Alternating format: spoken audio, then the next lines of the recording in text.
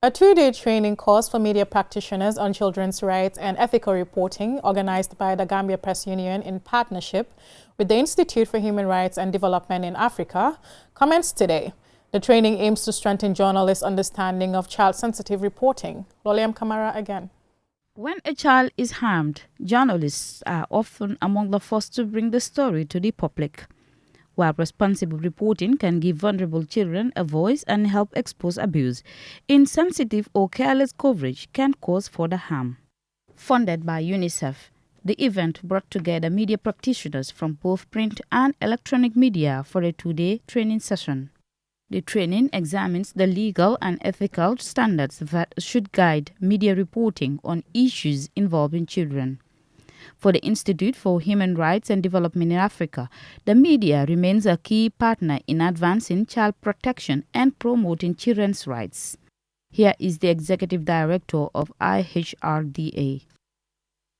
We want to get journalists to write more and speak more about the violations and the child protection issues that are happening in our community. That's the whole idea of this exercise, and to do it ethically and responsibly. Mr. Kika also highlighted several sensitive issues requiring careful and responsible reporting in the Gambia, including child marriage, child labor, FGM, child exploitation in tourism, and cases involving children before the courts. The president of the Gambia Press Union, Aissatou Keta, says the growing reach of radio, television, and social media makes ethical reporting more important than ever. She warns that stories involving children can remain accessible for years, potentially affecting their education, relationship within their communities, and overall well-being. This is the reality we now work in, and it is why this training like this is no longer seen to be something that is optional, but very much necessary. Ethical reporting on children is not always the easiest path in the moment, but it is the path that protects both the child and our own credibility in the long run.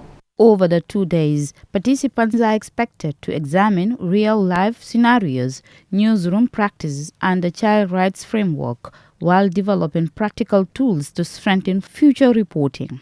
Both UNICEF country representative Ms. Nafisa Bint Safik and Minister of Communications and Broadcasting, Dr. Ismaila Cisse, emphasized the importance of the initiative. My challenge to you today is to help change the narrative. Tell stories that show children as capable, courageous, and full of possibility as thinkers, innovators, leaders, change makers, whose voices and ideas can help shape the future of the Gambia. There is one principle we must never forget, that a child is not a content. A child is not a photograph for engagement. A child's trauma is not entertainment. And the vulnerability of a child must never become the currency for media attention. We must therefore ask ourselves before publishing a story, does this story serve the public interest? Or does it simply satisfy public curiosity? For journalists attending the training, the challenge now is to translate the lessons learned into responsible, ethical, and child-sensitive reporting practices within their newsrooms. For QTV News, Loliam Kamara.